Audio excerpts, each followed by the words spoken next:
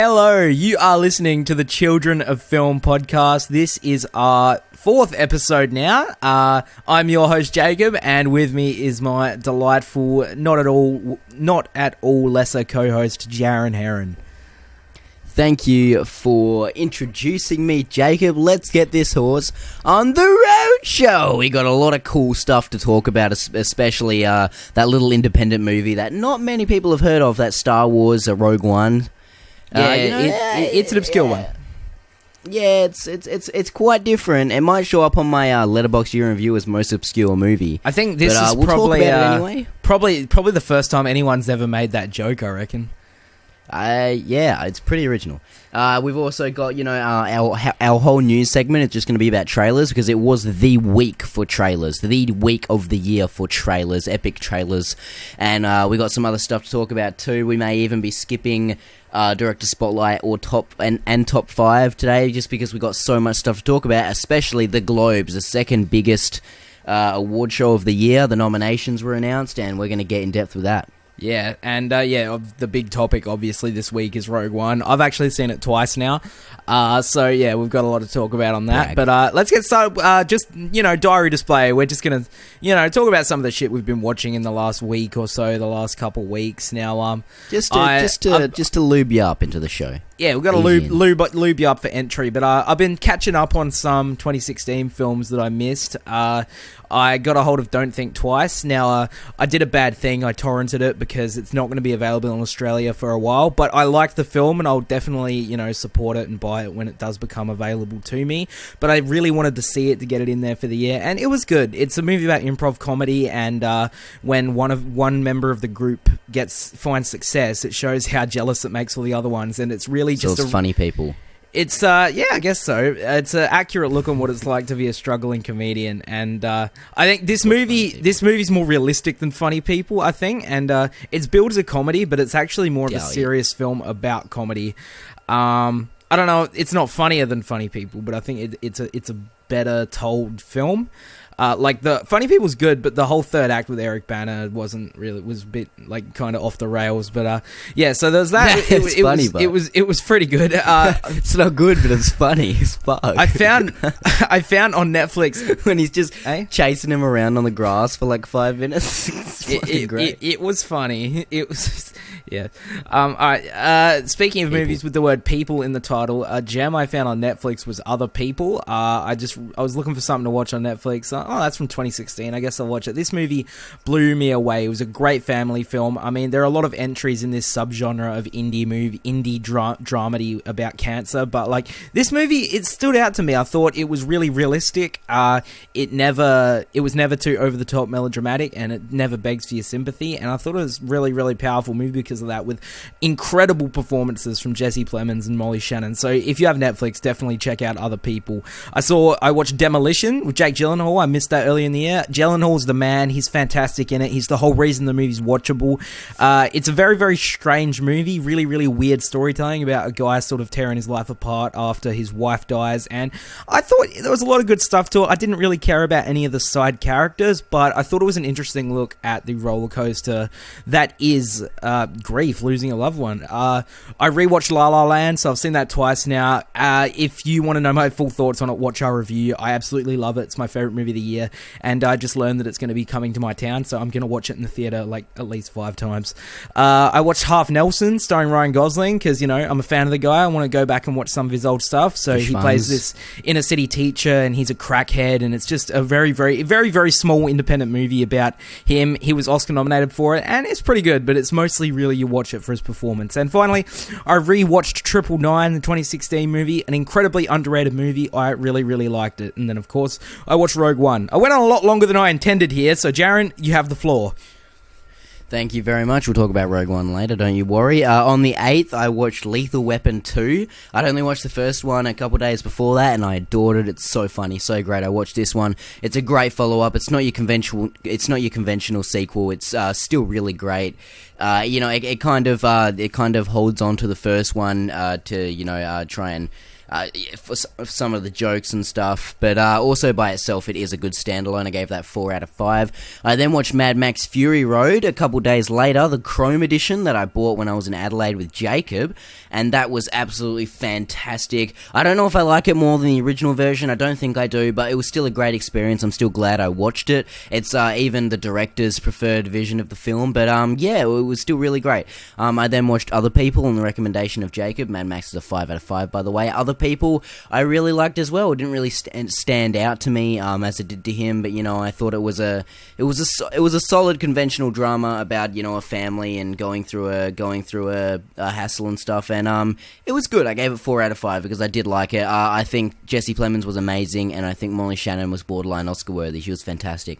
I then watched, that was a 4 out of 5. I then watched What We Did on Our Holiday, which is a first watch. I bought it in Whaler. What We Did on Our Holiday is a little obscure movie that came out a couple years ago. It stars Rosamund Pike and David Tennant and Billy Connolly. Yeah, and it was fantastic. I absolutely loved it. It's basically a PG-rated Edgar Wright movie. It was so good with all the quick little cuts and all the stuff and just the comedic timing and the way the jokes were told and stuff. It was so funny. It was laugh out loud funny, especially the first half. And then the second half delves into like kind of a serious drama about these kids. I'm not even going to spoil the plot, but it is about these kids. I won't spoil the big plot element that comes in later, but it's basically about kids and husband and wife go on holiday to visit their family for their dad's 70th birthday, and the mum and dad are getting a divorce and they don't want to tell anyone, and they've convinced the kids not to tell anyone, and it's them hiding it, and it gets so hilarious. Then I watched Return of the Jedi, my personal favourite Star Wars movie. I know, don't crucify me, even though I don't know, I just like things that round out a trilogy, Return of the Jedi, Dark Knight Rises, movies that aren't seen as good as the sequel or the original, I just tend to like better. I don't know why. I then watched Rogue One right after that. We'll get into that later. And then just today, I watched Shooter by Antoine Fuqua, starring Mark Wahlberg, and I thought that was really great, really cheesy, but the sniping scenes were amazing, and Mark Wahlberg is really, really good in it. In the first 5 minutes, he has a ponytail, and it's all I've ever wanted to see in life, and I really enjoyed it, and that gets a 4 out of 5 from me. Guess I'm gonna have to watch Shooter now. God. Ponytail? Yes. You've sold me. You've sold me. Fucking A. Mark Wahlberg with that ponytail. Yeah. So anyway, I guess we'll move on from that. It's time to talk about some trailers that were released this week. We're basically foregoing talking about all the news because there hasn't been too much interesting stuff lately, but there were some interesting trailers, and I know how excited you were for this Homecoming trailer. We were sitting in our hotel room, and the teaser was announced on Facebook, and this guy just squealed, the loudest I'd ever heard him squeal, and I was worried we'd get a noise complaint. And I kicked my leg on the bedside table or something. Yeah, so we got our Spider-Man Homecoming trailer. It was pretty straightforward, but I liked it. What did you think of it? I thought it was great. It didn't give me anything I didn't expect. It's pretty much what I expected, but which is good because it didn't give away... It wasn't an amazing Spider-Man 2 trailer, which literally gave away every beat of the plot. I really enjoyed it. Tom Holland looks great. The kid looks ripped, which is incredible. He plays a 16-year-old, and he's borderline... Because Spider-Man is a superhuman athlete, so he's kind of like borderline skinny and ripped.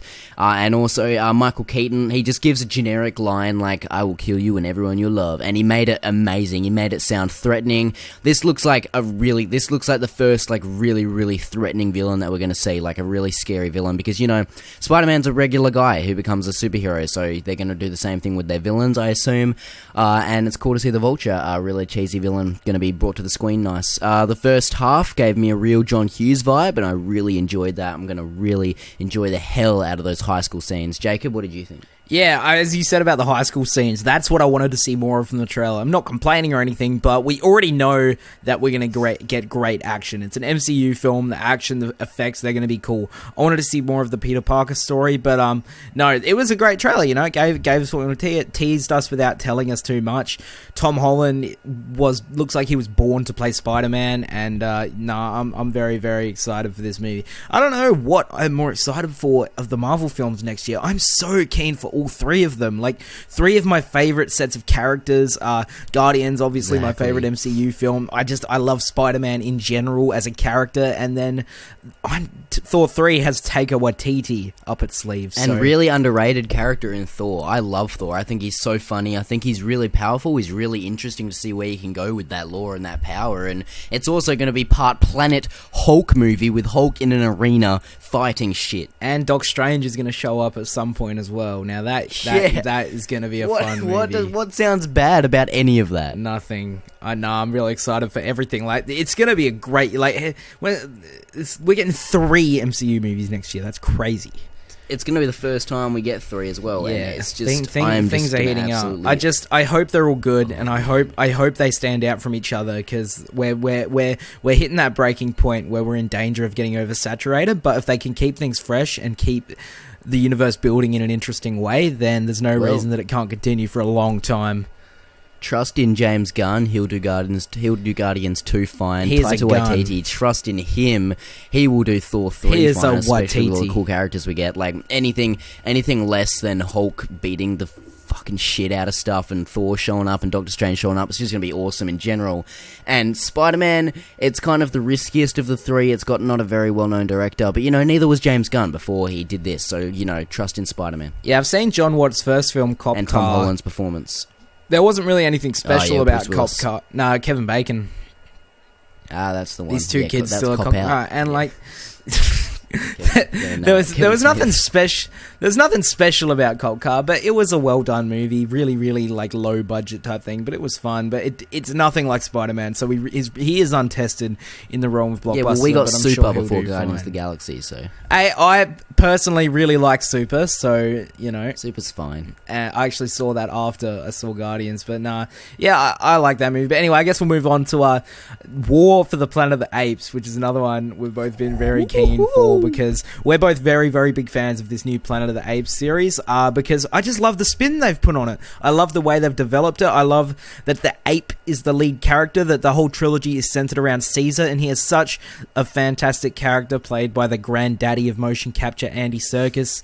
And I love the way they've set these films up. There's a lot of emotion to them, especially in the first movie, Rise, with James Franco's character. And I just love the way they're going, that it's building to this war, and peace is over. The war really is happening. Like, this is on, and I love the way they're taking these movies and the way they're building toward a Planet of Apes. I am so excited. This looks like the 4th installment, which I pitched from the first one, or second one, is actually going to end up being like the Charlton Heston Planet of the Apes movie. Obviously, that's not going to be canon, but like that looks like where it's going. That looks like where it's going. And as you said, they're censoring these movies about the apes, which is what we want. We have every other Planet of the Apes movie has been about the humans. The Charlton Heston one, the Mark Wahlberg one. This one is about Caesar, and he's one of my favorite modern movie characters of all time. We see him grow from the first one, and in the second one, it's not like he has that same growth again like usual sequels do. He's like a wise leader now, and he has to grow from that too, to learn to become a father, to learn to, give stuff up. And now in this one, who knows what he's going to go through. It's so exciting. And Woody Harrelson looks like a really cool villain too. I love how they're going. I love how every movie there's a new set of human characters, and they're always at least decent. Like, James Franco was really good. In the second one, who was he's in Everest. Jason Clarke. Jason Clarke. I really like Jason Clarke, and I liked his son. And I like those characters too. They obviously didn't even hold a candle to Caesar. And the villain Koba, my favorite villain of that year. Oh, yeah, but Toby Kebbell, the grandson of motion capture, if you will. But dude, Koba is one of my favorite movie villains of all time. The dude is scary. Yeah, he was. Dude is scary. And Woody Harrelson looks like a great villain. Judy Greer coming back to be Cornelia. It looks really, really good. And this was my personal favorite trailer that came out, even over Spider-Man: Homecoming, which I was way more excited for. Yeah, this probably was the best one. It didn't really give us away too much. But it sets a good tone. It feels like a teaser, which is good. I don't want to know too much about the plot going into this. I just want to go into the movie, because Matt Reeves, the director, he has done such an incredible job with Dawn, and he also made Let Me In, which is one of my all-time favorite horror movies. He made Cloverfield, which is great. Like, I love Matt Reeves. I love the way he's taken this film series. He's 4 out of 4 with his movies so far. I think he made another movie in the 90s that I haven't seen, but no, actually, yeah, Well, no, 3 out of 3 with what I've seen of his. I forget, he didn't do Rise. That was Rupert Wyatt, I reckon. But no, I love the way he's directing these. Great. He seems very passionate about the franchise, and yeah, I absolutely love the way it's going. But so, who else, like, pick a director, who else could have made a gritty movie about monkeys as good as Dawn was? Yeah. I don't know anyone. I don't know if I'd pick anyone to do a movie like that, and now that I've seen Matt Reeves do it, it's just crazy how good that movie was. It shouldn't have been that good. It's my third favourite of that year, and it wasn't that high on Jacob's list, but don't even let that take away how much Jacob loves this franchise too. I know he does. Yeah, These apes. I've just never been the biggest guy for blockbusters. That's why these movies never factor that high on my list, but I really, really love them. They're like top tier fucking blockbusters because they have an emotional core, and that's what's most important. I actually think I prefer characters. I actually think I prefer Rise, but I think I'm the only person you're going to hear say that because Dawn ups it in effects and, you know, like cinematography and everything like that. Matt Reeves is a much stronger director than the guy who did the first one. I just connect more with the first one emotionally, but I just love the way this series is going. Anyway, Caesar is home. Should we move on to Dunkirk? We should. Yep. All right. Christopher Nolan. Now, we've been waiting for this trailer for a while too. I think it's been premiering in IMAX with Rogue One in the US and in a lot of theaters. But they finally released it online after their Facebook page, the Dunkirk Facebook page, was live streaming just like a shot of a pier for like 24 hours or something. I don't know what was up with that, but they've released the trailer, and yeah, again, it feels like a teaser, and it was good. Like, the cinematography, of course, it's a Nolan movie, is gorgeous. It was great. It's a great to give us our first feel of this film. I'm just disappointed that it looks like it's going to be PG-13, and it's going to be. PG-13 war movies often don't work. Let's hope War of the Planet of the Apes works as PG-13, but of course I'm excited for Dunkirk. It's Christopher fucking Nolan. Yeah, I'm not even a Nolan fanboy, but you know, I really do like him, honestly. I think what he did with the Batman character, his Batman trilogy is fantastic. Interstellar, maybe even my favourite. I think Memento is a bit overrated, but I enjoy that as well. The Prestige, one of my favourites too. Inception, obviously really great. And I think Insomnia is actually really, really underrated. I think Insomnia is a fantastic film. Yeah. Anyway, Dunkirk, basically shows it's the true story about the soldiers, the Allied soldiers who were surrounded by the German army in this little town in World War II. And it stars Tom Hardy, Cillian Murphy, Mark Rylance. It looks like Tom Hardy's going to be taking a backseat. He was only in one shot of this trailer, so which sucks that he. I still cheered when he showed up because he's Tom fucking Hardy. Of course. It also has Kenneth Branagh and Harry Styles of One Direction. Now, I just want to say something. I'd like to defend Harry Styles here. I fucking hate One Direction and their music, but there's obviously a reason that Nolan cast Harry Styles, and I want to give him the benefit of the doubt and see him give a great performance, because it's always good to see someone, you know, shine as an actor, and I think there's obviously a reason they cast him, so people have some faith in Christopher Nolan, have some faith in Harry Styles. I believe in him. I'm not going to defend him because I haven't seen anything he's done, but he hasn't acted in a film I do before, agree. But well, he has. One Direction. This is that's a concept film. That's a cinematic release. That's a doco.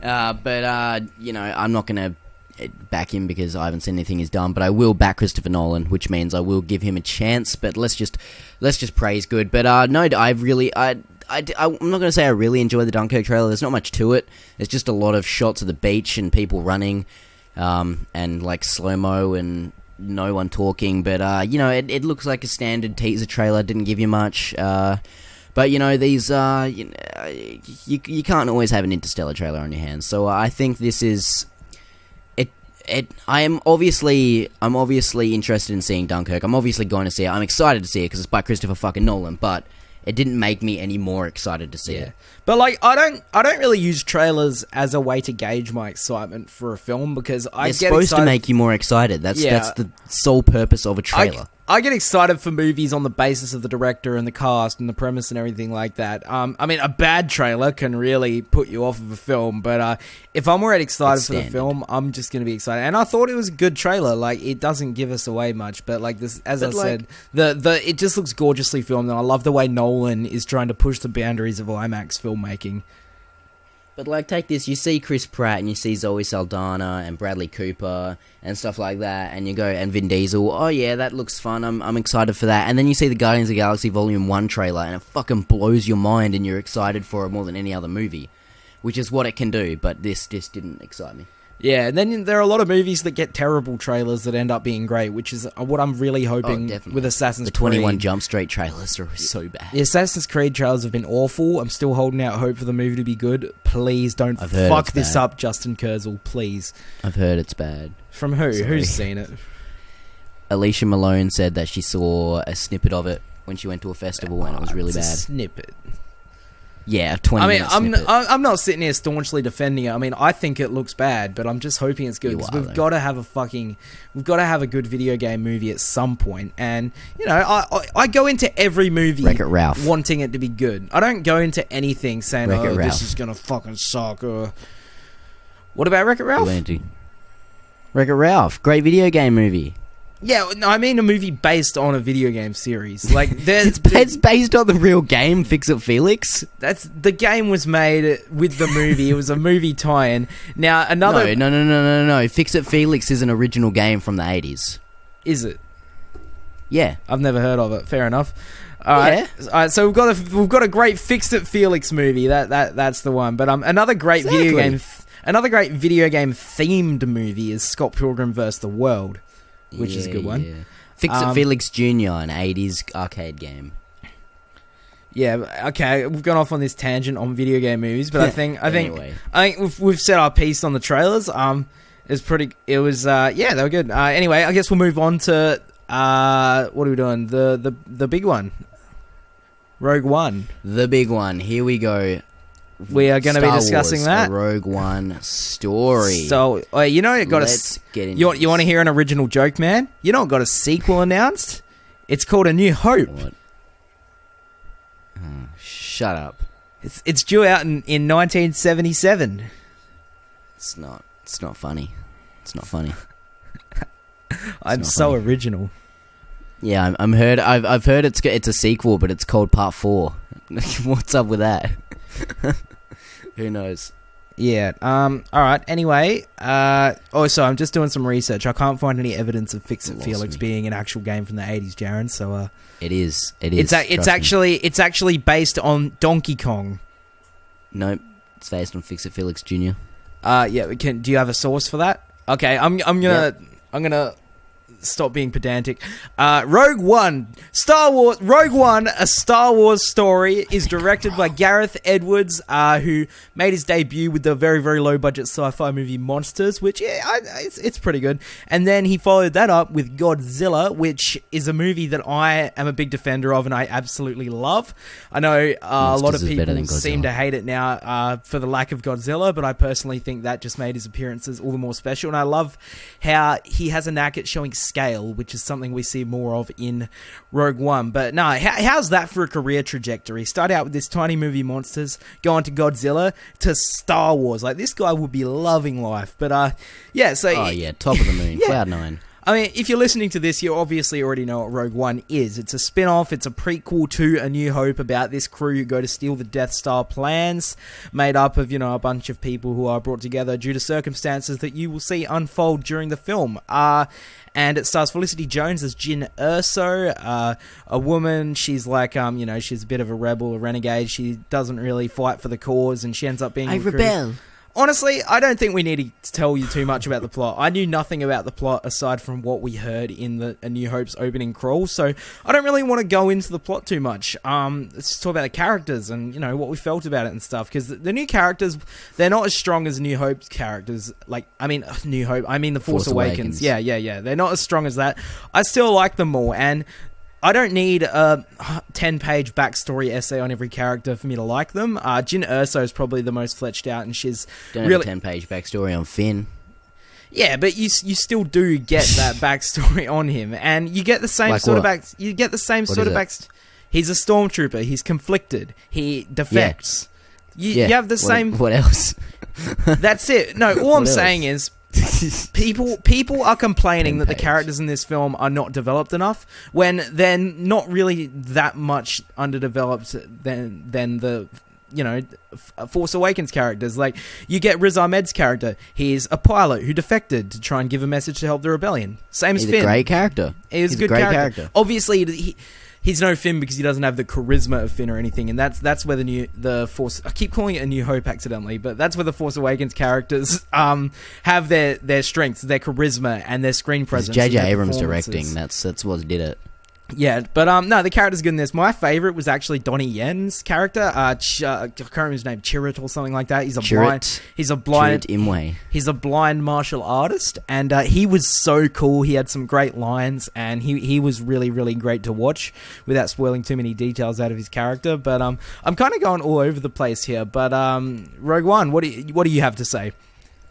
I think Rogue One was a solid movie. It's a great movie. It's a great Star Wars movie. I think it's definitely one that it's like Star Trek Beyond. Everyone can enjoy it, but people who are diehard fans of the franchise are going to enjoy it a little bit more because they give a lot of winks, a lot of nudges, and stuff like that. And sometimes for me that kind of slows down the story. But besides that, yeah, I did really enjoy this. I think that it's not always a well-flowing movie. The first and second act are a bit choppy, but I think the last act is one of the greatest acts of a movie I've seen this year. It's absolutely fantastic. It's Star Wars, but like an actual war. Finally, an actual a war on a planet, and it really felt like a war scene. The space battles in this were insane. I can't believe how good the visual effects were. The way they blend the old school looking ships with today's modern effects. Like, the effects look the same as they did in the original films, The New Hope,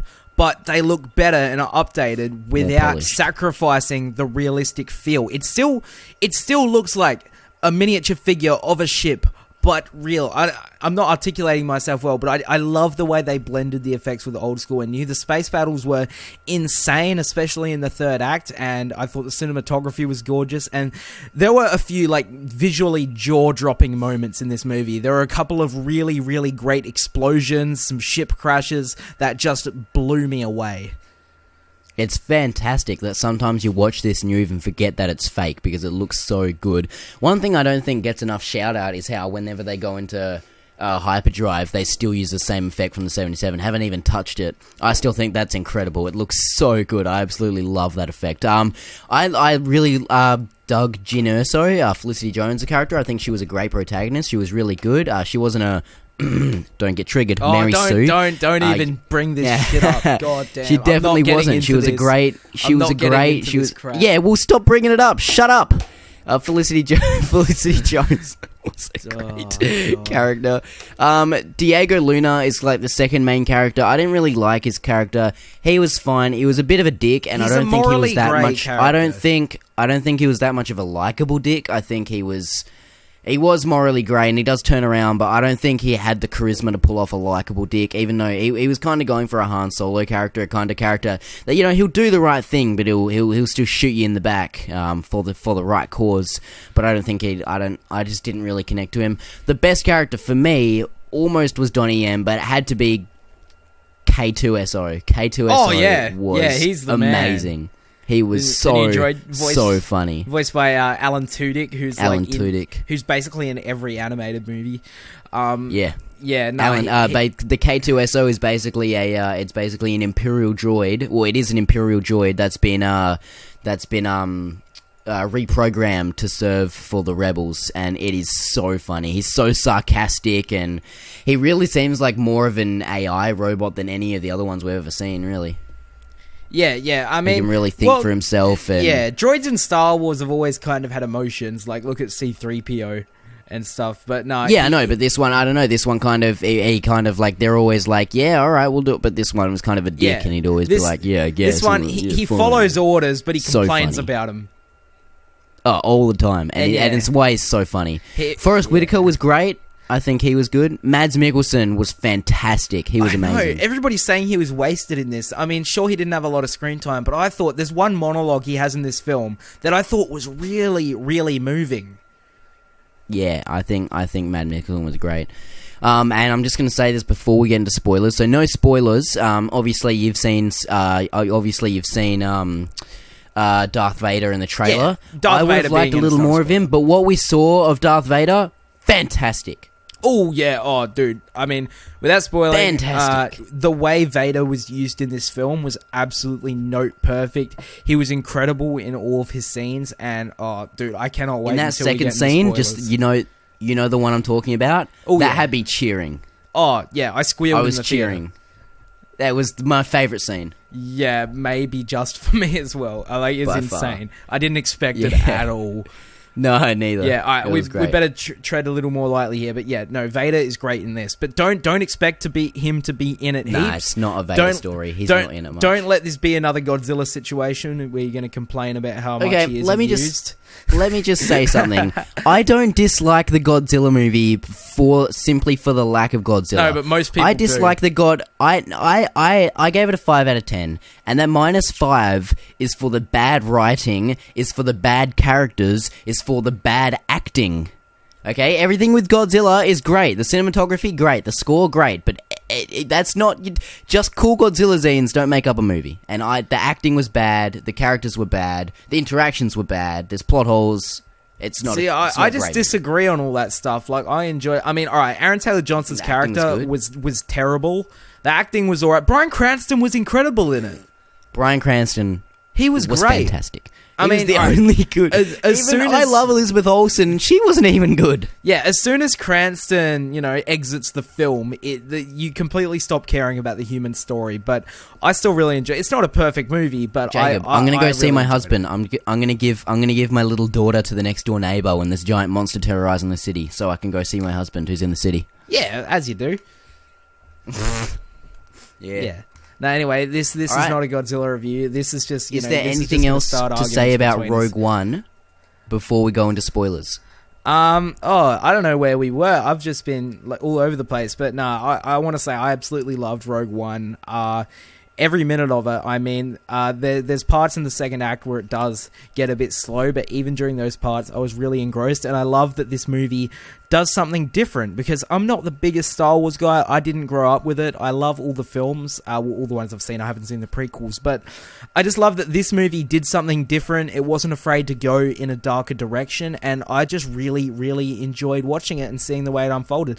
I like the characters. I disagree on Diego Luna's character. I thought he was great, and he wasn't supposed to be entirely likable. He's a guy who's following orders, and, he... You are supposed to like characters, Jacob.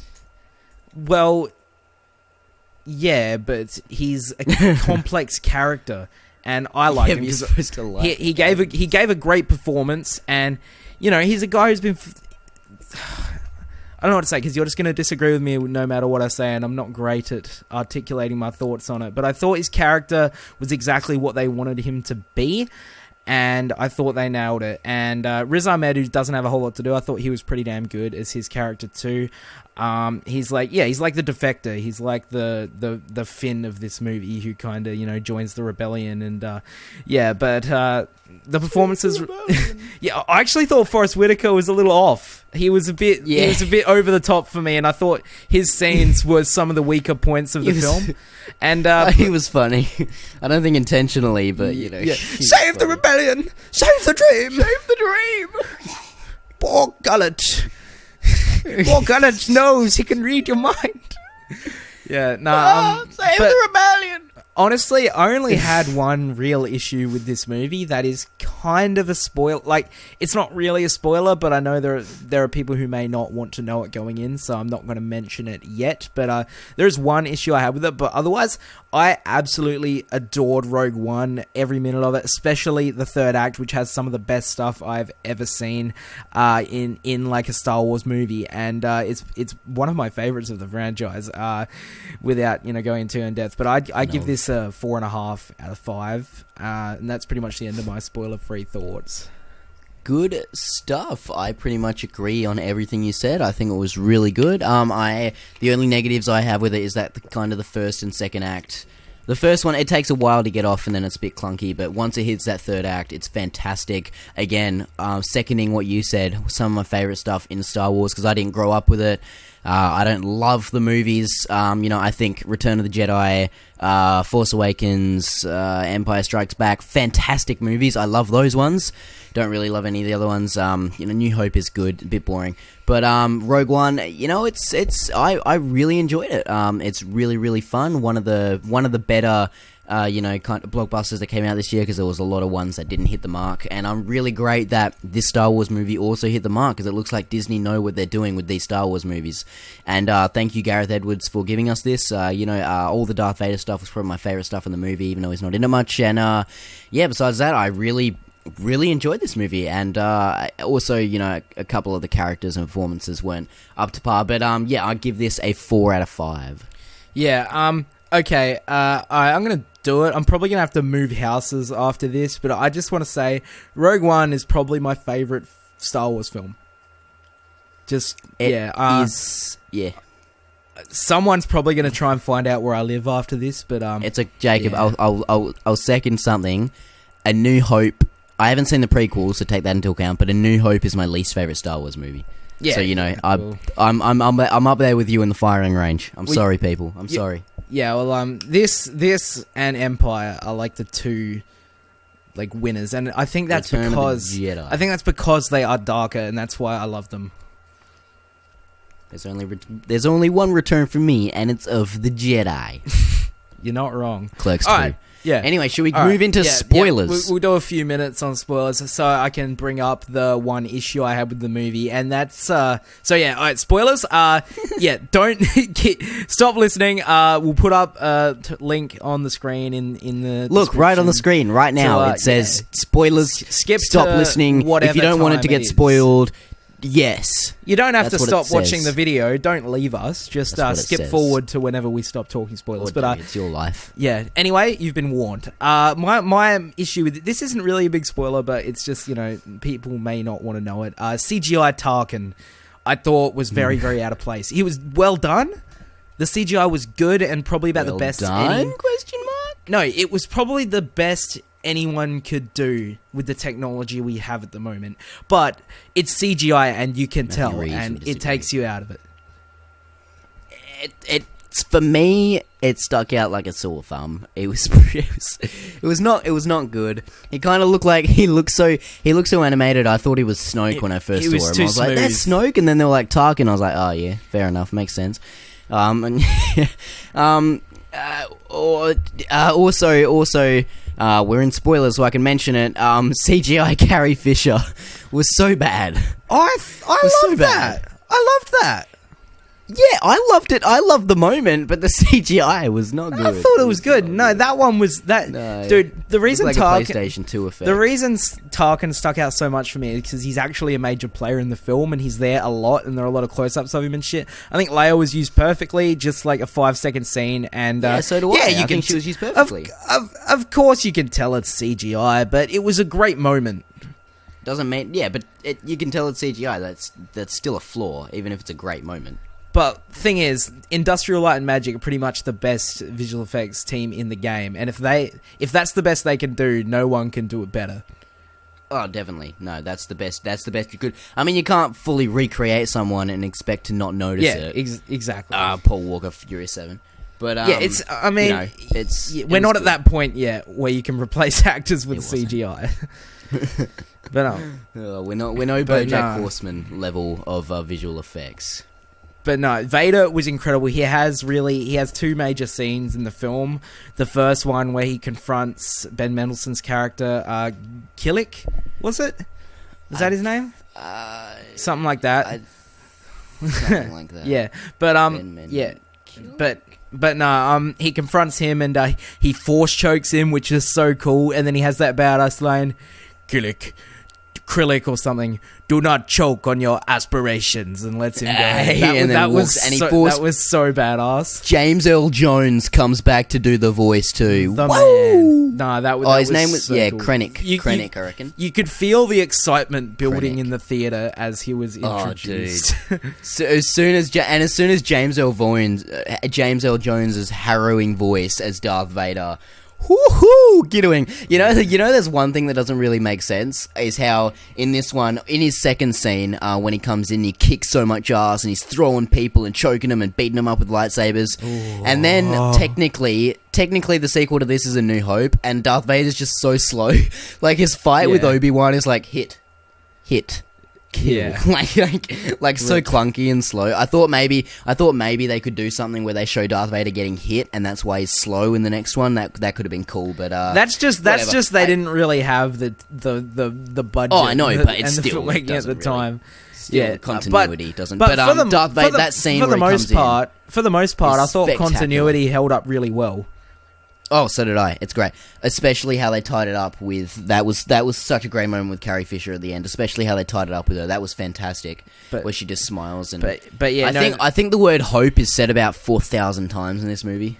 Rebellions are built on hope. 4,000 exactly. But yeah, Darth Vader's second scene where he comes in and basically he comes in and he's chasing they've got the plans, they've got the CD of the plans because it's a CD for some reason, and they're running it through. All the rebels are running it through, and Darth Vader's he's walking because it's Darth Vader. He doesn't run. He's walking, but he's chasing it and he's just beating everyone up. He gets in his way and killing him and slicing him. I love how he uses the Force. He like lifts a guy up and slams him against the roof. Like it was just. Oh, it was so cool, dude! It was. I'm gonna say it was the first or second best choreographed Vader scene I've ever seen. The end of Return of the Jedi was fantastic, but this scene. Just the scene alone where he walks into the very first room and beats everyone up. As soon as he walks in and everyone looks at him, and there's that scene where the smoke comes up and it's just Vader walking to him, all the people on the screen just shit themselves and kind of just stand there and get fucked up. It's a dark, shadowy hallway. You hear the breathing, and then zoom, his lightsaber lights up the screen, and I came in my pants just a little at that moment. And I'm not even that invested in these Star Wars movies, but just seeing Darth Vader on the big screen with his red lightsaber, man, so awesome. So yeah, nerdgasm. So yeah, everybody dies, and I'm glad it went down like that because these are expendable characters. They're never mentioned in the new trilogies, and it probably would have been I mean, all right. If one of them had lived, it probably would have been, all right. But I'm glad they didn't cop out and have them all survive because they die. It's a dark movie, and I love that element of it. And even though I expected most of them to die, I still got pretty emotional about it, and they were all really handled well. Every character was given their moment, and I thought the most emotional of which for me was Donnie Yen's character. I agree. When he goes out to help them find the Master Switch. I am one with the Force is with me. I'm one with the Force is with me. And I really thought he was going to pull out a lightsaber at the end of his life. I really wish. I really thought. But no, you know what's something that's not touched on is when they're like, I think, and they're like, I've got help, and she's someone. He's like, he's in hiding, but he's a Jedi. I'll get his help, and that never pans out. Do you remember that? That's just. It was actually a female he was talking about. Yeah, she's a Jedi. I trust her with my life, and that she's a Jedi. I think that's just fan service. That's fan service. But who is the girl who's a Jedi? I don't know. Probably Leia. Yeah, but she's not. She's not. I don't know. Luke isn't even a Jedi when you. I don't know. He's a Jedi in the third one. There's obviously something that it is. We're not Star Wars geeks. I didn't get the reference, but I'm sure most people did. Yeah, but fan service. Where was I? But Donnie Yen's death was pretty emotional, and I love the whole dynamic with his sidekick. That whole movie. I loved that his friend was given pretty much just as much screen time. They were both great. They were a great team. And they were both great. I can't remember the other guy's name, but they were both great characters. Baze and Albus, I just said. All right. So Jin and I keep forgetting their names. Diego Luna's character, Cassian. Cassian. When those two die together, that shot, you know what it reminded me so much of? I was These literally Final about Hours. to say they did a These Final Hours ending. Yeah. I was honestly going to say that. I've been thinking it since I saw it. Yeah, if you haven't heard of the movie These Final Hours, it's a small Australian movie about the end of the world. The final shot really mirrored that for me, and so yeah, it was really cool to see that. I doubt they were ripping it off because nobody saw that movie, but Of course they weren't ripping it off. It was just cool, and yeah, I mean, These Final Hours was more emotionally powerful for me, but this movie still got the job done big time. Different movies. Different strokes for different incredibly blokes. different. But no, it was all done so well. I felt so sad for the droid. I just love the lines. I changed my mind. That was the most emotional. When K2SO was holding the doors shut, and he was talking to him like, you have to do this, while he was getting shot, bombarded with bullets, and just getting destroyed. Arms ripped off, bullets to the head.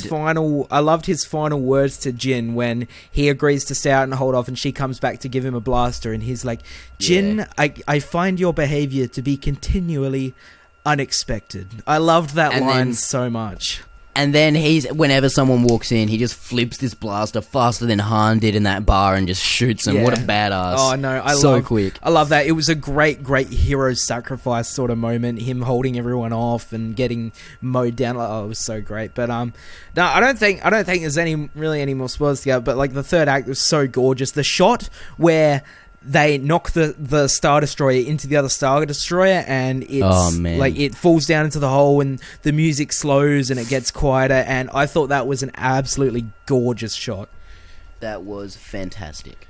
Yeah. All right. So I don't really have a whole lot more to add. Rogue One because we have talked about it for ages. Yeah, good. Yeah, so we've got another maybe 15, 20 minutes, but that's Rogue One. I really, really loved it more than most did. And if for some reason you've been on the fence about seeing it, go see it. Actually, we should probably yeah. So spoilers are done. So yeah, people are back listening now. But yeah, I really, really love listen. Rogue One. there is no thing on screen that says spoilers. Because there's no more spoilers. Yep, no more spoilers. But we are about to spoil the Golden Globe nominations. Yep, that's what we're going to talk about, because I'm a big award show junkie. I know they're dumb and, awards don't really matter, but I love getting swept up in the whole award season and trying to predict stuff and everything. And so I was a little too excited to hear these nominations announced, to be honest. I feel like the belle of the ball when my pick gets nominated.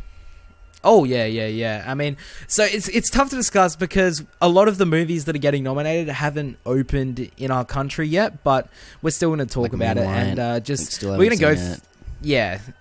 so we're going to go through all the categories, and now the foreign language film, I haven't seen any of them, but you've got Divines, El, Neruda, The Salesman, and Tony Erdmann. I think Tony Erdmann's probably going to win. That seems to be sweeping everything. But definitely. I just want to say, I've only seen like a couple foreign films this year, and my favourite is by far Truman, but I haven't seen anyone talk about that at all ever, but it's so great. Yeah, Truman, I am yet to see it, but I do want to see it. Yeah, based on your recommendation. I've seen a couple other foreign films this year, but none were really that good. There was The Red Turtle, which actually doesn't have any dialogue in it, but that was really, really great animation. And then there was this Romania movie called The Treasure, which it was all right. But anyway, let's get on to Your Name too in the theater. Oh yeah, Your Name. That was another good animated film. Yeah, I forgot about that. But anyway, speaking of animated films, I'm not too happy with this category. No, neither. It's it's fine. So we got Kubo on the Two Strings, Moana, My Life as a Zucchini, Sing, and Zootopia. I've seen two of these, soon to be 3, soon to be 4 once Moana and Sing open here. But what do you think's going to win? Zootopia's sweeping everything. So even though Kubo should win, Zootopia will win. Yeah. Moana is a dark horse just because it's Disney as well. And people seem to love it. It's got a really high Rotten Tomato score. People really seem to love it, and it's also getting Song Awards, so it could get swept up with that. Yeah. But we'll have to see. They could do a last year 2014, where 3 different movies won the 3 different big awards. Yeah, I think Zootopia has it in the bag, even though Kubo is by far the best in my opinion. Now, what's one that you would rather see nominated in place of one of these? Kung Fu Panda 3. Yeah, me, it's The Red Turtle. That's my next favorite, and I know you haven't seen it, but it's a beautiful movie with no dialogue. But shout out to Kung Fu Panda 3, because that movie is so good. It came out in so January. underrated. Everyone's it's so forgotten underrated. about it. It's really came good. out in January. I liked it more than Zootopia. It came out in January. Everyone forgot about it, but I thought it took these characters in a very different way. It was really cool. Great emotional story, especially with the man Bryan Cranston, and the ending. To me, it was really emotional, and it's a solid animated trilogy. All three movies are really great. Yeah, so now you've got Best Original Song. Now, I was even more unhappy with this category because Sing Street didn't get in there, which is bullshit. And so you got Can't Stop the Feeling from Trolls, you got City of Stars from La La Land, Faith from Sing, Gold from Gold. I didn't even know that movie had a song. Don't know this one. And How Far I'll Go from Moana, which I haven't heard, but I've heard is good. It's by Lin-Manuel Miranda. There's always one obscure one. What's going to win? My money's on City of Stars. It's what is going to come second to City of Stars. But at the same La La Land's got time, it. the Globes are the kind of people who would just fucking give it to the Trolls song.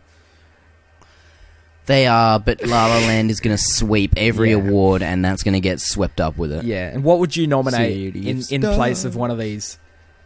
Audition from La La Land, and maybe a song from Sing Street, Drive It Like You Stole It? Yeah, if I can only put in one, Audition gets in there from La La Land over that bullshit Troll song that's not even good. And yeah, it's ridiculous that Sing Street didn't get one in there either. Alright, Best Original Score. Now, disappointingly, Arrival's been disqualified from Oscar contention. I get that it's a rule that it broke. It's just still disappointing to hear because it's one of my favourites. But it did get in at the Globes, and the original score nominees are Moonlight, La La Land, Arrival, Lion, Hidden Figures. I've only seen a couple of these, but I think La La Land has it in the bag. And deservedly so. Again, I don't know what La La Land is going to lose to. It's my number one of the year too. I don't know what it's going to lose to. Good luck. Good luck beating it. Yeah, and I don't know what I'd nominate in place to one of these. Probably Swiss Army Man, I think, has an incredible score that's really underrated. Would be an underrated one, in my opinion, The Conjuring 2. Yeah, that'd be next. That'd be next in line for me. That score is fantastic. And I can't really say what I'd take out because I haven't seen the other three films yet. Yeah, and the two I have seen are great. Oh yeah, La La Land and Arrival, my two favourite scores of the year. Alright, Best Screenplay. Now, there was a surprise in this category. Tom Ford gets in for Nocturnal Animals. God. Which surprised the fuck out of me. Nocturnal Animals. It has a great script. It wouldn't make my top 5 overall, but it's definitely in my top 5 for adapted scripts, and it's really, really well written, and it blends the two stories well. So that was cool to see. Did not expect that. You got La La Land, you got Moonlight, Manchester by the Sea, and Hell or High Water. Taylor Sheridan getting in there. That made me happy too. That's getting nominations. It's great to see Hell or High Water getting the love. Now, this is actually Hell or High Water tough one. It's probably going to be Oscar nominated. It's a tough one to predict the winner for, but my money's on Manchester by the Sea. My money, I'd actually say Moonlight. It's a three horse race between Moonlight, Manchester, and La La Land. But I personally would say Moonlight. I haven't seen Moonlight or Manchester because they're not out here yet. But it would be that. Yeah. What would you do in place of one of these, or would you? Yeah, I'd take. Well, again, it's unfair to say because I haven't seen Manchester and Moonlight. But Arrival, I'd put in, definitely Arrival. That's fair. My number one, my two for screenplay, La La Land and Hell or High Water are both nominated.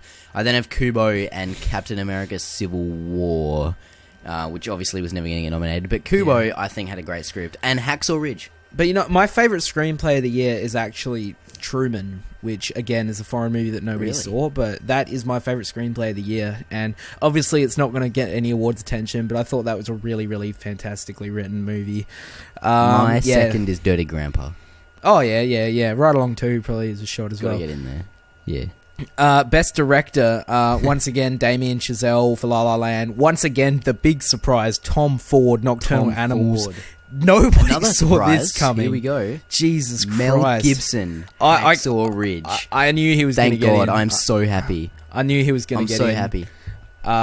I'm so glad that Hollywood has finally forgiven him, because he did a fantastic job on Hacksaw Ridge. And you got Barry Jenkins for Moonlight and Kenneth Lonergan for Manchester by the Sea. I'm pretty happy with this category, honestly. I mean, if I haven't seen the other two, but of the ones I've seen, I'd take out Tom Ford and replace him with Denis Villeneuve.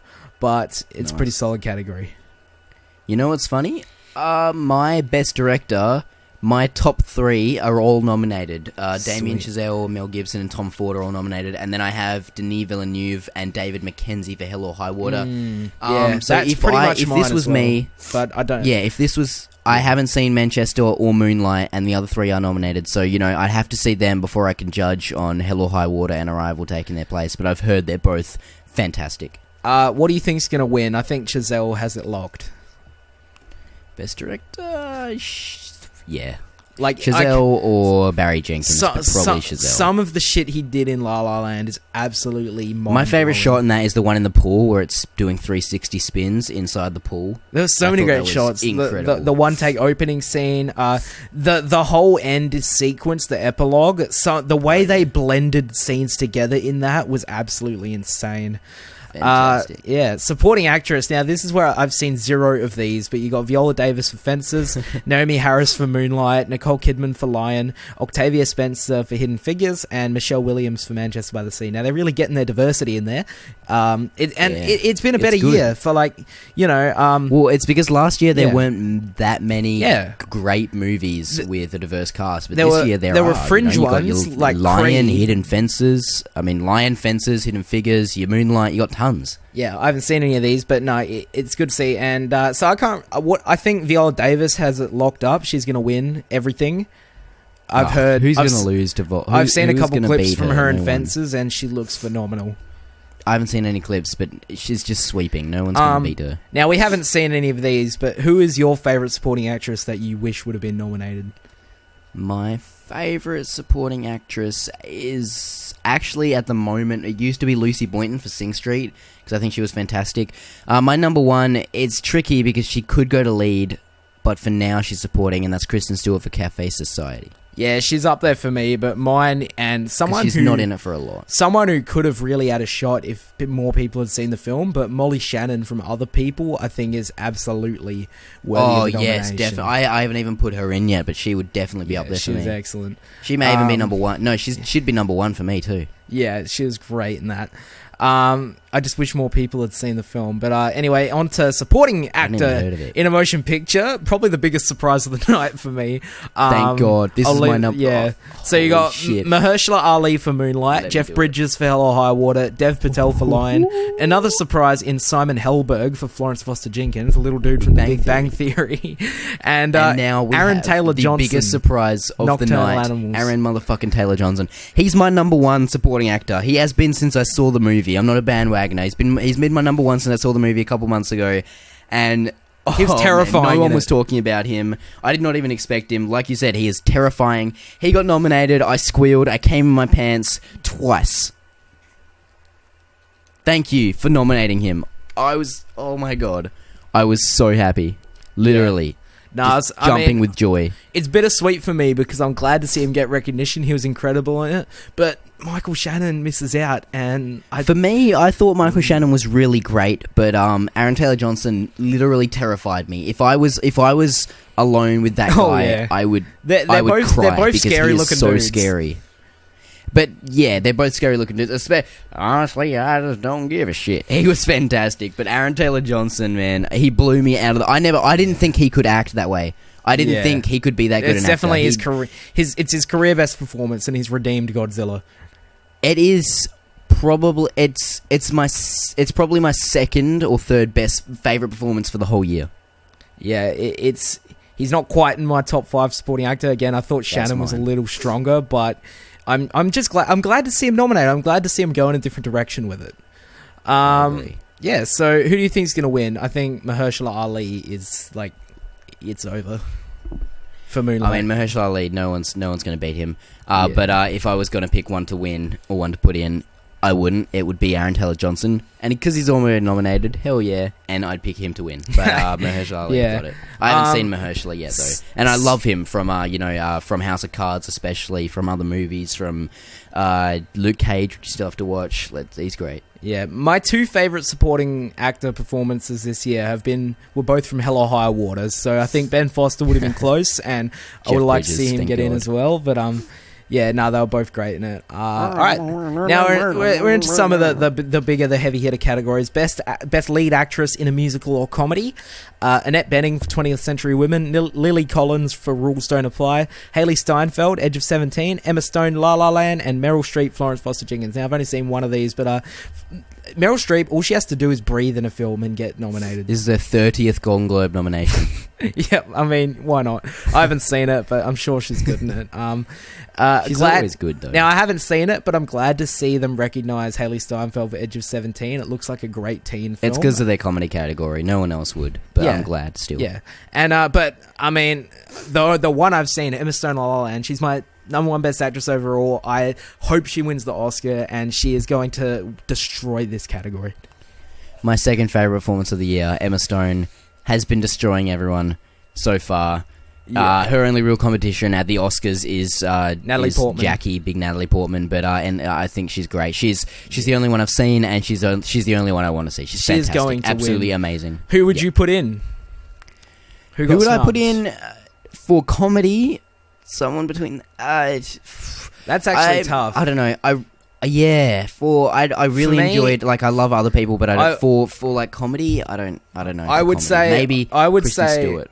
I'd say Susan Sarandon in The Meddler. It came out really early in the year, but she was really great in the terms of the comedy category. Oh, and actually mine would be Molly Shannon. I reckon. Yeah, but she's supporting, but I mean, well, I guess it's not. Yeah, but it's just it's not supporting or lead. It's just actress in a comedy. Yeah. All right, so that's that. Best actor in a comedy. I have to brag about this. I'm sorry, I can't help myself. I predicted that Jonah Hill would get in because I heard they liked War Dogs, and he's really great in it, and he got in. Jonah Hill, War Dogs, and I'm also happy that he got in because he is great in that film. He is fantastic. You guys fell for that. Yeah, I mean, he just like I'm really good at that. I want to keep. He made Miles Teller look like an amateur. He did. Miles Teller, he wasn't fantastic in that movie, but it did not help that he was next to Jonah Hill giving that performance. He's fantastic. This is his third Golden Globe nomination, and I'm so happy by that, obviously, for Moneyball and Wolf of Wall Street. But I am fantastic. Jacob, who do you think will win? I don't know. Well, I've actually seen most of these. You got Colin Farrell for The Lobster, who was great. I saw that over a year ago because we got it so early. Ryan Gosling, La La Land, Hugh Grant, Florence Foster Jenkins, and Ryan Reynolds, Deadpool, which is so cool to get that in. I'm just disappointed that we didn't get Ryan Gosling for The Nice Guys as well, because that is just about my favourite straight-up comedic performance of the year. His timing is so incredible, and he is so great at reacting to things. The scene where he discovers the dead body in The Nice Guys might be the funniest moment in a film this year for me. Fantastic. Yeah, I've pretty much seen all of these except Hugh Grant. If I were to pick one who's going to win, it's going to be Ryan Gosling who'll win, because not because he's the best out of these five, but because he'll get swept up with La La Land. I think Colin Farrell is the best. Farrell was great. It's a really deadpan performance. Again, I haven't seen it in a while, but no, out of these five, I think he was Colin really Farrell. great.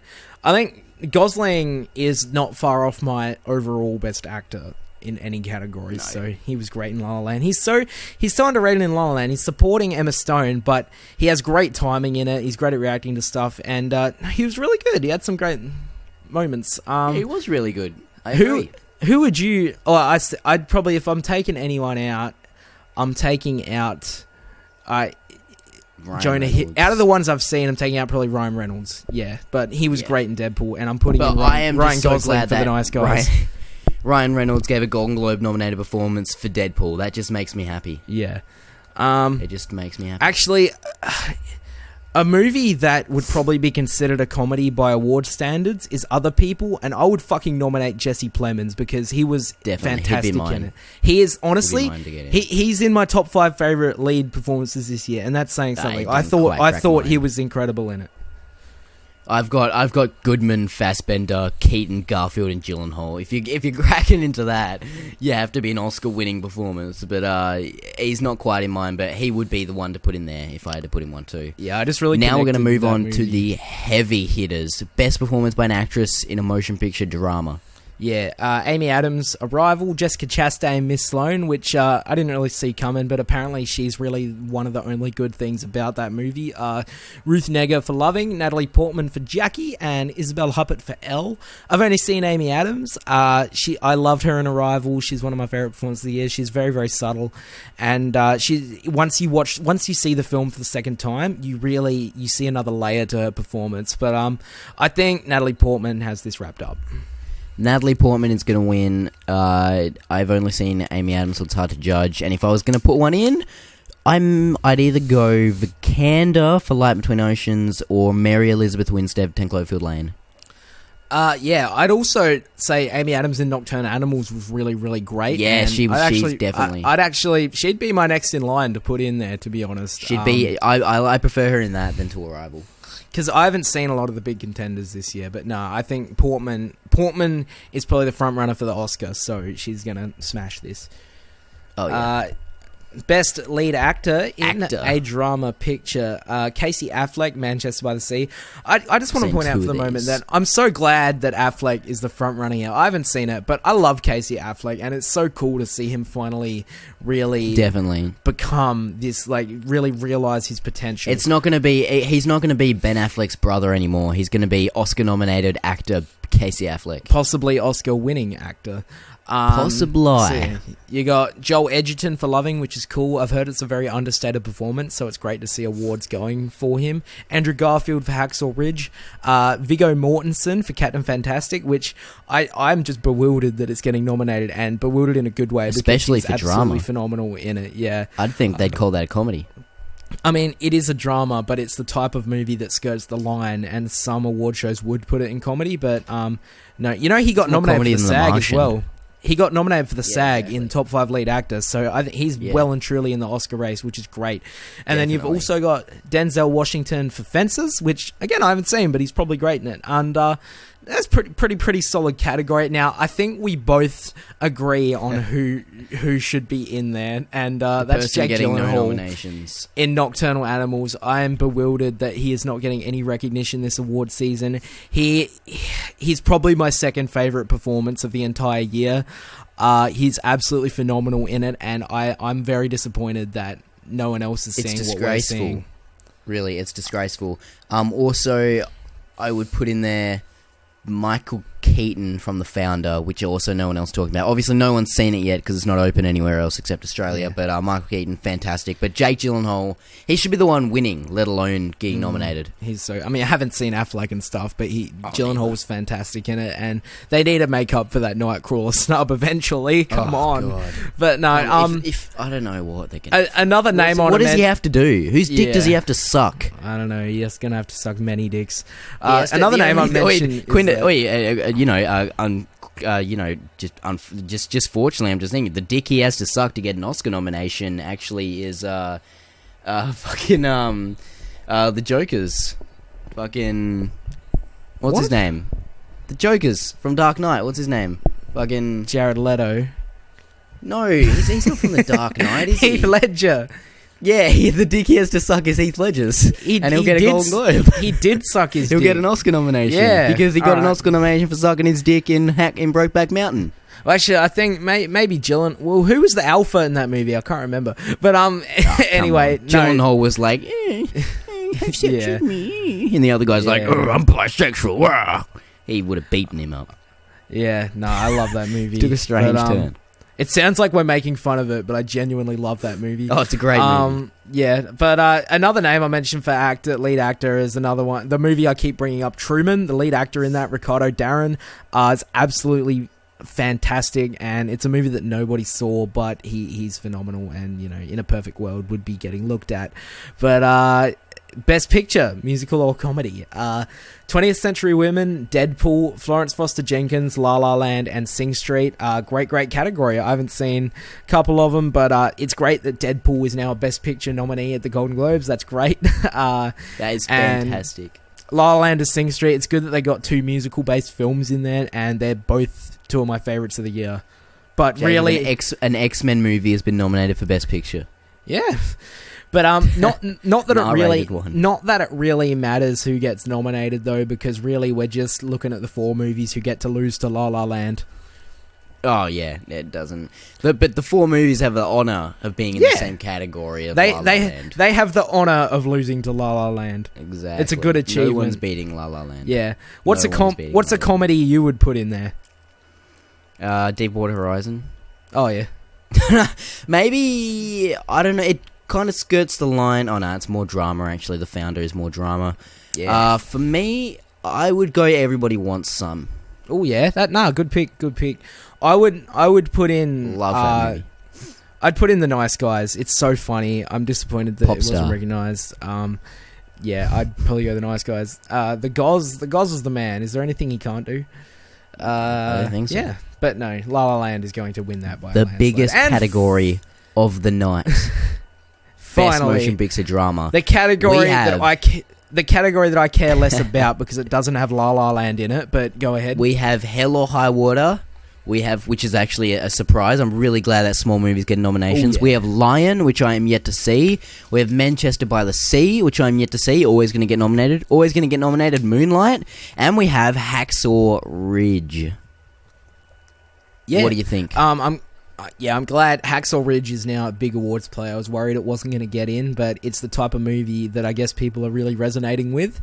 And Hell or High Water is my favourite of the bunch, of the whole 2 I've seen. It's so great that that's such a small, subtle, underplayed, low-key movie is getting all this awards attention. It's so great. Makes me so happy. And I think this is a tough one to pick, actually. This is one of the award races that isn't decided. I think it's between Manchester and Moonlight. I have no idea what will win out of those. I think maybe whatever wins. I think whichever one wins screenplay is going to take Best Picture. Tell that to last year's Oscar. But, oh wait, no. No, it's Spotlight. Got both. I forgot. Yeah. But director. It's weird how Nocturnal Animals was nominated for screenplay and director and an acting category, but didn't get a Best Motion Picture. I think that's a bit out there. But if I was going to pick out of those, the whole 2 I've seen, it would be Hacksaw Ridge. I love that. I like Hell or High Water and Hacksaw Ridge, both in my top 5 of the year. But it would be that. If I was going to put one in, my personal favourite for the year, obviously, is Captain America Civil War. I would put that in, but it's never going to get nominated. So I would and rightly probably so do one that no one... Rightly so what? Rightly so, it's never going to get nominated. Fuck you. Don't get me wrong, I love it. Piece of shit. Not an awards caliber movie. Shut up. No, just you. I'm gonna leave. Best Picture, it is a awards caliber movie. And another one that I really like that no one else likes is my 3rd favorite for the year, Hacksaw Ridge, 2nd already nominated. That no one else has take to a loving like I have. No one else is Deepwater Horizon. Yeah, really great. I connected emotionally with that movie so much. And I thought it was amazing. Yeah. My next up in line that I'm disappointed that didn't get nominated is Arrival. It's really, really great, smart sci-fi and rightly movie. so. And yeah, right. Well, I mean, I liked Civil War, but fuck you. I don't see it. But shit on my opinion. Fuck you. You shit on my opinions all the time. You gave me shit for saying your opinion because you shit on mine. You gave me shit for saying Rogue One had good characters. I feed you the food, yeah, because it has. You feed me food with dog shit in it. That was one time. A reference that nobody's going to get because nobody watched Popstar. No one saw Popstar. But yeah, overall, I'm pretty happy with the nominations. With dog shit in it. I'm pretty happy with the nominations so am I. overall. I am. Yeah, real quick, the SAGs went up this week as well, but I'm not going to talk about them because they nominated Emily Blunt from Girl on the Train, and that just means they lose all credibility from me forever. I disagree. Emily Blunt was not fantastic, but she was pretty good. Not good enough to be nominated, mind you, but she was still good. They don't lose credibility. I don't even care. Like they nominated someone bad. It's not like they did it's not like they nominated a Melissa McCarthy or someone. She was actually good. Even if she had been the greatest performance of all time in that movie, I'd still be mad about it because Girl on the Train is such a piece of shit that it does not deserve anything. It is so bad. Not good.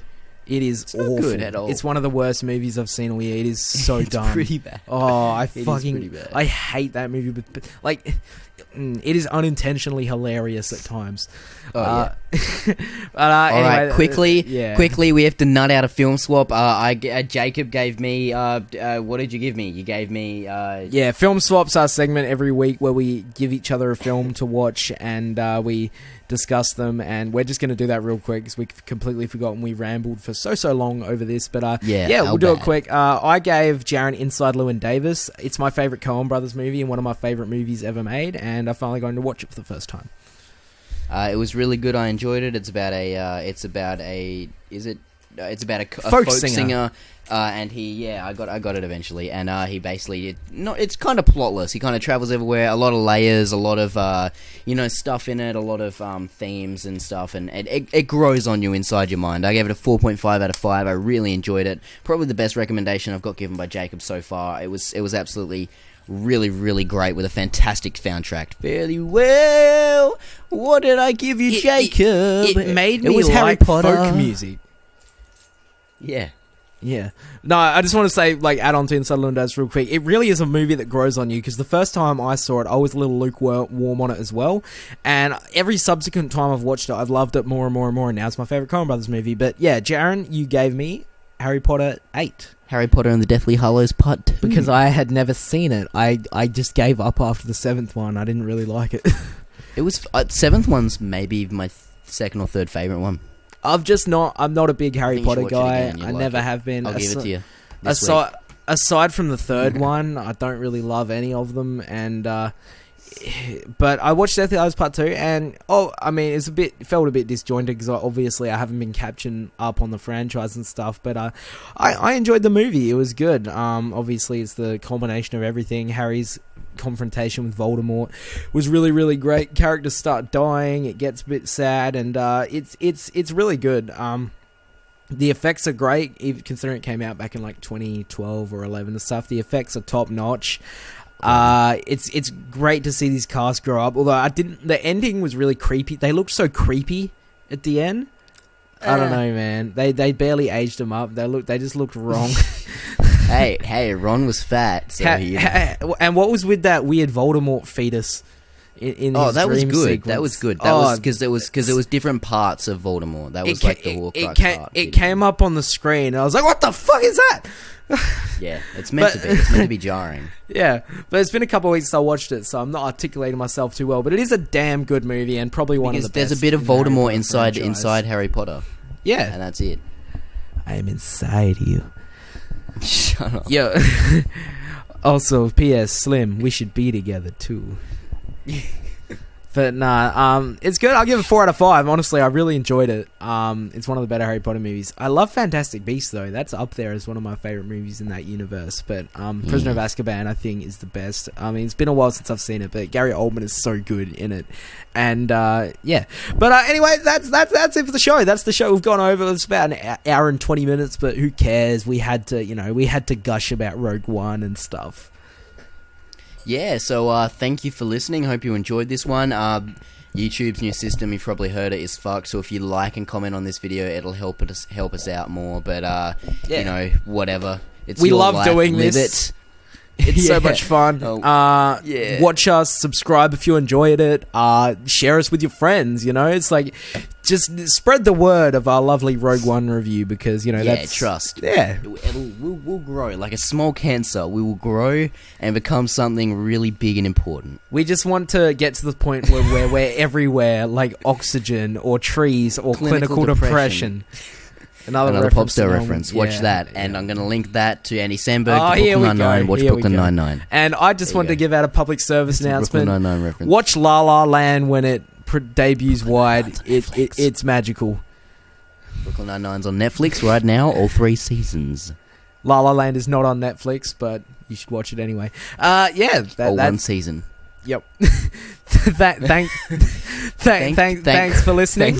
As always, we will hopefully be back next week, unless some unforeseen obstacle gets in the way of us. If the world dies, we're sorry you didn't get to hear part 5 of the podcast. It sucks. We haven't thought of one yet, but we're going to be doing, because it's going to come out around Christmas, we're going to be doing a special. Yeah, I mean, I don't really like I could just talk about Die Hard for an hour because I don't really like Christmas movies. Exactly. Top 5. Instead of top 5 movies, we'll do a top 5 Die Hard moments. Yeah, that sounds incredible to me. Yeah, and then top 5 Die Hard 1 moments. The following week it'll be top 5 Die Hard 2 moments. Yeah, let's just do Die Hard for like every one. We're gonna and change. Then like when it gets to the last one, we'll just be like top 10 Die Hard moments part 2. We'll become like Watch Mojo, running out of ideas. Top 10 facts about John McTiernan, who directed Die Hard. Top 10 facts about bitcoins. Fuck Watch Mojo. But seriously, I could talk about Die Hard for an hour. Fuck, it's amazing. Let's just change to the Die Hard podcast. The Die Hard podcast. Yep. Yeah, alright. Alright. Top 10 things we like about the Alan Rickman impersonation of John McClane in Die Hard. Top 5 A Good Day to Die Hard moments. That'll be a hard one. Yeah, man. Fucking a good day to Die Hard's meant to be the good one. What's the 5th one's meant to be the shit one? That is A Good Day to Die Hard. A Good Day to Die Hard. No, A Good Day to Die one. Hard's number 4. Oh no, that's Live Free or Die Hard. Yeah. Yep. Rip. Live Free or Die Hard's meant to be great. I guess we're just stalling the inevitable. We don't want to say goodbye to you guys, but alas, we have to. We love you. Thanks for we listening. are children of film. We love film. We love children. Watch us next time. Go fuck yourself, Santiago. Hey, San Diego. That's the word I'm looking for.